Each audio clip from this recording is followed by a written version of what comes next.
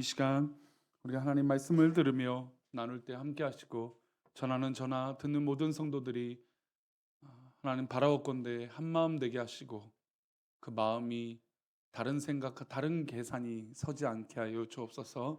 함께 하실 것을 믿사오며 예수님의 이름으로 기도합니다. 아멘. 용서에 대해서 계속 말씀을 나누고 있습니다.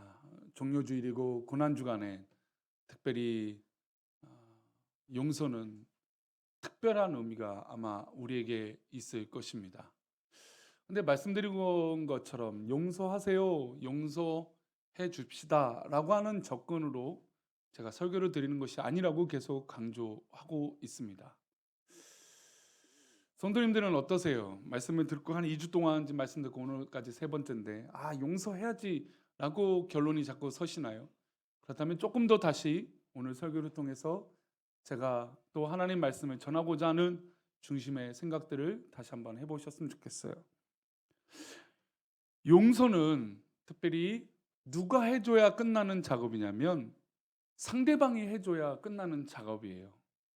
용서는 뭐 내가 용서해 주세요, 뭐 또 좀 한번 봐주세요, 뭐 또 때로는 법을 어겼으면 뭐 벌금을 내건 뭐 감옥을 가든 그걸로 사실 끝났다라고 생각하면 안 되는 겁니다. 용서는 내가 한 실수나 잘못이나 내가 한 여러 가지 결과물에 대해서 상대방이 충분히 이해해 주고 용서해 줄 때 그 용서의 작업과 과정은 끝나는 것이죠. 내가 아무리 미안하다 말해도 상대방이 그것을 받아들이지 않으면 그 용서는 끝이 안 난 겁니다. 내가 아무리 용서를 구해도 상대방이 용서해 주지 않으면 아무리 빌어도 소용이 없다라는 것이죠. 하나님의 말씀을 어기고 범죄한 우리가 해야 할 것은 무엇이 먼저일까요? 용서를 비는 것이 우선입니다. 그런데 만약에 하나님께서 우리를 용서하지 않는다면 그의 선택의 주권도 누구한테 있는 걸까요? 하나님께 있는 것이죠. 우리가 감정이 많이 상했다라고 한번 해봅시다. 우리가 많이 기분이 나쁘고 많이 아주 속이 상한 일이 있어서 그 어려움이 있는데 상대방이 용서를 빌어요. 근데 그 용서를 빌었던 그 용서의 해결점은 누구한테 있다고요? 용서를 해주는 사람에게 있다라는 거예요. 근데 만약에 아무리 빌어도 난 용서하기 싫어 하면 그 사람 감정이 우선이 됩니다. 우리도 용서를 빌 때 그 사람 감정을 인정하고 또 배려하고 또 인정해 주니까 그 사람이 용서해 주건 안 하건 우리는 마땅히 용서를 해야 되는 것이죠. 우리 스스로 용서를 구하는 것이죠. 그런데 아담과 하와의 죄를 짓는 모습에서 아담과 하와가 죄를 졌습니다. 그렇죠? 하나님 말씀을 어겼어요. 근데 참 인간이 연약한 것이 아담과 하와가 범죄했으면 뭘 하면 되었을까요? 용서를 하나님 앞에 구했으면 어땠을까라는 것이에요. 그런데 아담과 하와는 하나님의 부르심에 응답하지 않았어요. 아담아, 아담아 하나님 부르셔도 숨어 있기 급급했고 부끄러워진 자신의 신체에 대해서 가리기에만 급급했던 것이죠. 성경을 보면 인간이 교만하여 하나님의 말씀을 어깁니다. 그래서 하나님과 멀어져요. 그러니까 하나님이 애초부터 멀어지고 하나님께서 그 죄를 그냥 방관해서 지켜보신 것이 아니라 우리가 선택하고 우리가 죄 지었는데 우리가 도망치는 것이죠. 그런데 그 죄를 짓는 순간마다 먼저 하나님께 용서를 구하고 회개를 하면 어땠을까?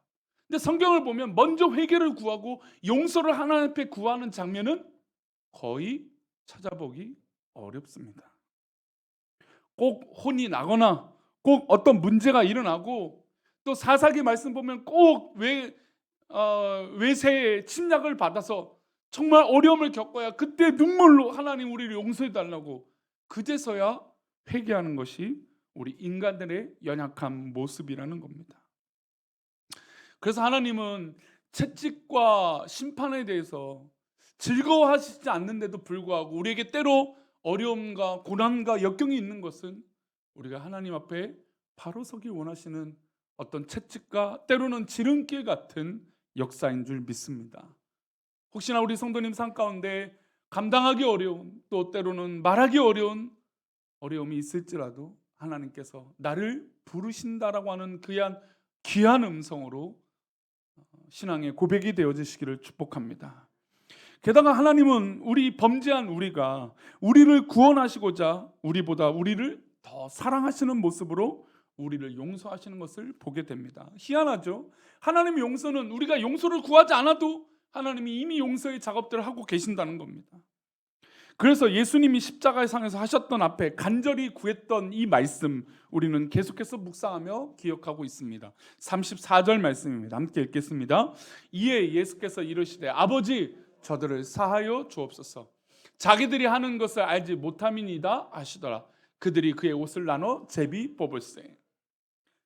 법에서도 알고 지은 죄 모르고 지은 죄 적용이 조금 다릅니다. 살인하는 사람들의 핑계들을 보면 나는 계획했던 죄가 아니다, 계획했던 살인이 아니다 라고 하는 핑계를 대고 변호사를 써서 어떻게든 감량을 받으려고 합니다. 그러나 그것은 감량의 조건이 될 수 있을지 모르겠지만 그 죄가 없어지진 않아요. 모르고 지은 죄, 물론 우리가 우리끼리 있는 거에 대해서 모르고 지은 죄에 대해서 그렇게 크게 와닿지 않고 또 신경 안 쓸 수도 있지만 몰랐으니까. 그러나 하나님 앞에 죄 지었던 이 모습은 모르고 지은 죄가 있어서는 안 되는 것이죠. 그런데도 불구하고 주님은 그 십자가의 상에서 분명히 며칠 전만 해도 다윗의 자손이여라고 손뼉치고 박수치고 종려나무 가지를 흔들며 우리 왕이여 우리 왕이여라고 외쳤던 그 사람들이 예수를 못 박아라 예수를 못 박아라 외쳤던 그 성난 군중으로 변했던 그 사람들을 향하여 우리 주님은 저들을 용서해 달라고, 여기에 있던 모든 사람들을 향하여 주님은 말씀하고 계시는 겁니다. 지금 예수님이 못 박힐 때 도망쳤던 제자들, 얼마 전까지만 해도 예수님과의 손뼉쳤던 저 무리들, 예수님의 기적과 예수님의 떡만 바라고 있었던 그 모든 계산적인 사람들조차도 주님은 저들의 모든 저들의 죄를 용서해 달라고 구하고 계신 것이죠. 그리고 말씀하시는 것처럼 자기들이 하는 죄를 알지 못한다라고 하면서 위로의 말씀까지 하시는 것이에요. 저들이 알지 못하고 저렇게 죄를 짓고 있습니다. 그러니 하나님 용서해 달라고 어떻게 한 거예요? 편이 되어 주시는 것이죠. 주님은 그 십자가의 고난과 정말 죽음의 경극에 달했던 그 순간에도 우리를 변호해 주신 것입니다.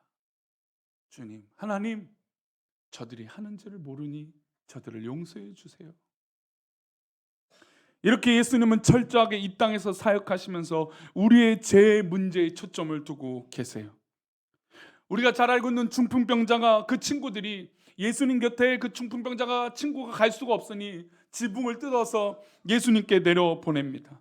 그리고 예수님은 중풍병자와 그 친구들의 믿음의 모습을 보시고 그 중풍병자를 친히 고쳐주세요. 우리 마가복음 2장 9절에는 그 병든 자를 고치시면서 이렇게 말씀하십니다. 함께 읽겠습니다.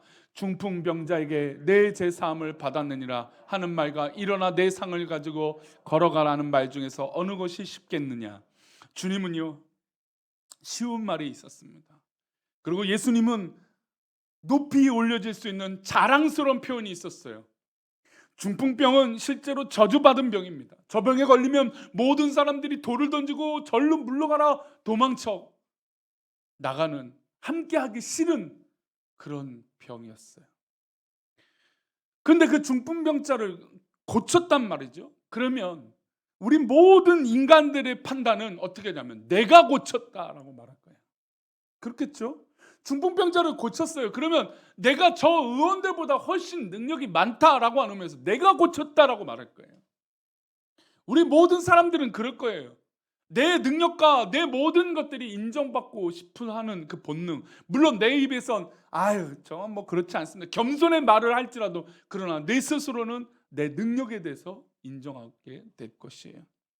내가 고쳤다. 외형적인 사람은, 또 말하기 좋아하는 사람들, 자랑하고 싶어하는 성향들은 내가 고쳤다라고 외칠 것이고, 좀 성향이 내성적인 성향들은 그렇게 자랑하지 못하죠. 내 속으로 내가 이 일을 해냈어. 아마 그랬을 것입니다. 그 말이 훨씬 더 쉽고 또 실제로 누가 더 높아지는 것일까요? 예수님이 높아지는 일이겠죠. 예수님의 영향력이 더 커지겠죠. 예수님의 가치가 훨씬 더 높아지겠죠. 인기가 더 올라가겠죠. 그런데 예수님은 이 중풍병자에게 내 죄 사함을 받았다라고 말씀하세요. 이렇게 말씀하신 이유는 예수님이 이 땅에 오셔서 모든 사역하고 모든 우리를 향하신 그 사역의 가치가 어떤 작업일까요? 바로 용서의 작업이시기 때문이에요. 저 모든 사람들 향해서 또 그 모든 사람들 중에 나를 향해서 내 죄 사함을 받았느니라고 하시는 그 놀라운 말씀을 하시고자 이 땅에 오셨다는 겁니다. 가늠한 여인을 데리고 서기관들과 바리새인들이 막 몰려왔습니다. 그리고 예수님을 시험하고자 했어요. 사실은 이미 구약의 모세의 말씀대로 율법대로 이 가늠한 여인을 돌로 쳐 죽여도 되는 그런 과정이 있음에도 불구하고 예수님을 시험하러 모입니다. 요한복음 8장 5절을 한번 보겠습니다. 함께 읽겠습니다. 모세는 율법에 이러한 여자를 돌로 치라 명하였거니와 선생은 어떻게 말하겠는가? 서기관들과 바리새인들이 예수님을 시험하고자 했어요. 그 시험하고자 하는 이유는 예수님을 고발하고자, 그러니까 예수님을 어떻게 하면 죽이고자 했던 표현들이에요. 8장 6절입니다. 함께 읽겠습니다. 시작. 그들이 이렇게 말하면 고발할 조건을 얻고자 하여 예수를 시험하리라. 예수께서 몸을 굽히사 손가락으로 땅에 쓰시니 고발할 조건이에요. 이 고발할 조건은 어디에 못 박게 하기 위함입니까? 십자가에 못 박게 하기 위함. 예수님은 처음부터 끝까지 다 알고 계시고 우리가 행하고자 하는 모든 의도와 과정과 생각들을 다 알고 계시는 것이죠. 그래서 예수님은 저들이 하고 있는 죄를 모릅니다. 저들이 하고 있는 것들을 모릅니다라고 말씀하시는 것, 실제로 우리를 진짜 잘 알고 계시기 때문이에요. 서기관들과 바리새인들은 예수님을 시험하고자 어떻게든 예수님을 십자가에 못 박게 하고자 고발하고자 모여들어서 이 가늠한 여인을 끌고 왔습니다. 근데 예수님이 몸을 굽혀서 땅바닥에 무언가 쓰고 계세요. 대부분의 신학자들은 예수님이 이 땅에 쓰신 것들을 뭐라고 얘기하냐면 이 서기관들과 바리새인들이 저질렀던 종교의 죄를 적으셨다라고 얘기해요. 서기관들과 바리새인들이 종교의 죄를 저질렀으면 모두 다 이 사람들은 퇴출당해야 돼요. 기회가 없습니다. 그 당시 종교인들이 스스로 종교의 법을 어겼다는 건 그 자리에 조금 더 쓸 수 없어요. 용서라고 하는 과정조차도 허락되지 않는 겁니다. 그런데 예수님이 땅에 굽으셔서 이 가늠한 여인을 데리고 와서 예수님을 시험하고자 하는 이들에게 땅에다가 적기 시작하세요. 근데 이 적는 것을 보자 서기관들과 바리새인들이 놀랍니다. 물론 성경은 무엇인지 기록하지는 않습니다. 놀라고 예수님이 또한 이렇게 말씀하십니다. 7절 말씀이 함께 읽겠습니다.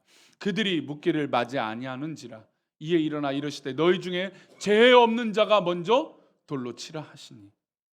주님 보실 땐 죄의 경중이 중요하지 않은 거예요. 예수님 보시기에 모든 사람은 어떤 사람이랄까요? 가늠한 여인이나 서기관들과 바리새인들과 똑같다라는 것이죠. 모두 다 죄인이라는 것입니다. 혹시 이 용서와 연합에 대해서 설교 들을 때 나는 죄인이 아니야 라고 생각하신다면 큰 착각입니다. 우리 모두 다 주님 앞에 이런 죄인이에요. 예수님 앞에 내가 의롭다고, 내가 잘났다고, 내가 뭔가 의롭게 살고 있다라고 생각해서 데리고 와서 예수님을 시험하려고 했던 서기관들과 바리새인들, 지금 실제로 저지른 간음의 죄를 저질렀던 저 여인, 예수님 보시기엔 다 똑같은 것이죠. 그리고 예수님이 이 여인에게 이렇게 말씀하세요. 11절 말씀입니다. 함께 읽겠습니다. 대답하되 주여 없나이다. 예수께서 이르시되 나도 너를 정죄하지 아니하노니 가서 다시는 죄를 범하지 말라 하시니라. 예수님이 정죄하실 자격이 없으셔서 이렇게 말씀하시는 것일까요? 아닙니다. 예수님은 충분히 우리의 죄를 일일이 다 말씀하셔도 돼요. 너는 무슨 잘못이 있다. 너는 어떤 잘못이 있다. 그러니 너는 하나님의 심판을 받아야 한다. 충분히 그런 결론까지 내셔도 충분한 분입니다. 그런데 주님은 우리에게 용서의 기회를 주신 것이죠. 나도 너를 정죄하지 않겠다. 그러니 이제는 다시 죄를 범하지 말고 하나님 뜻 가운데 있으라라고 말씀하시면서 12절 말씀을 읽고 오늘 말씀 마치겠습니다. 12절입니다. 함께 읽겠습니다. 예수께서 또 말씀하여 이르시되 나는 세상의 빛이니 나를 따르는 자는 어둠에 다니지 아니하고 생명의 빛을 얻으리라. 예수님의 용서의 작업은 우리가 누구한테 거하는 것일까요? 바로 주님의 빛 가운데 거하는 것입니다. 예수님이 이 땅에서 오셔갖고 사역했던 모든 가치, 그리고 그 십자가의 상에서 저들의 죄를 사하여 주옵소서 말도 안 되는 용서를 하시는 이유, 그리고 자기를 고발하기 위하여 머리를 써갖고 예수님을 어떻게 하면 공경에 빠지려고 했던 그 사람들을 향해서들조차도, 그리고 이 가늠한 여인을 두고 한 그 모든 조차도 예수님은 빛 가운데 살기를 원하는 용서의 작업을 하시기 위하여 이 땅에 오신 것이고 십자가를 지신 것입니다. 그리고 그 용서를 하시기 위하여 누구를 만나실까요? 바로 나를 만나시는 것입니다. 그러니 성도님, 다른 것 만나지 마시고 주님의 생명의 빛을 만나시기를 축원합니다. 다른 곳에 위로받지 마시고 주님의 십자가의 빛이 우리 성도들 가운데 큰 위로가 되시기를 축복합니다. 어떤 사람도 나에게 위로가 될 수는 없지만 그러나 주님의 빛이 나의 모든 소망의 빛이요 위로가 되어질 줄 믿습니다. 예수님은 이 땅에 철저하게 오신 이유는 우리를 용서하시기 위하여 오셨다는 것이죠. 그러니 제가 이 얘기만 하고 마치겠습니다. 이 얘기는 꼭 하고 좀 지났지만 우리 성도님들이 꼭 요즘 코로나니까 사실 저도 미안한 마음이 커요. 우리 성도들 보면 아휴 이렇게 맨날 만나고 또 이렇게 많이 교제하고 하지 못하고 이렇게 또 하지 못하니까 참 미안한 마음이 늘 커요. 근데 우리 성도님들도 이제 우리 부목사님들 전화 통화해서 또 특별히 이제 체크해 주신 분들 제가 전화를 하면 목사님 미안해요라는 말을 먼저 하세요. 죄송해요.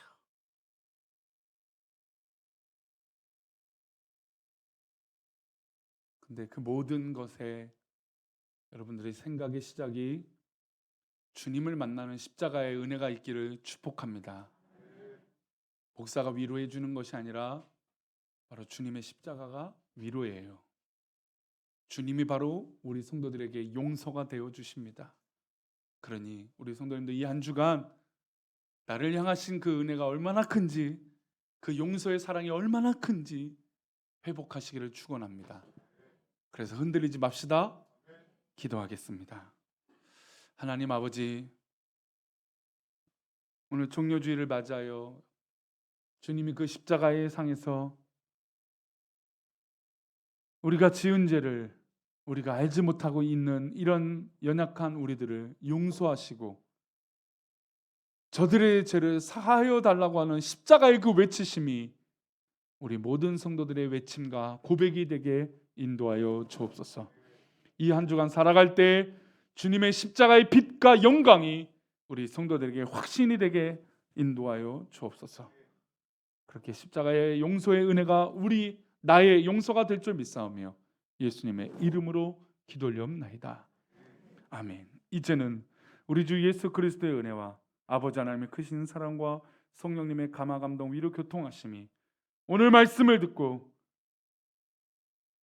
어떠한 상황일지라도 나를 용서하시고 나를 구원하신 그 십자가의 은혜를 믿는 우리 성도들의 그 고백 위에, 또한 성찬을 통하여 주님의 몸과 피를 마시며 주님과 한 공동체의 연합체가 됐다고 고백하는 우리 모든 성도들의 그 고백 위에, 그래서 더 나아가 우리의 삶의 지경과 사업과 직장과 모든 삶의 지경이 그 십자가의 보혈의 영향력으로 살아가고자 하는 모든 성도들의 그 고백 위에, 우리 자녀들과 후손들과 우리 교회가 하고자 하는 모든 미래의 선택들 위에 이제로부터 영원까지 함께 계시기를 간절히 축원하옵나이다. 아멘.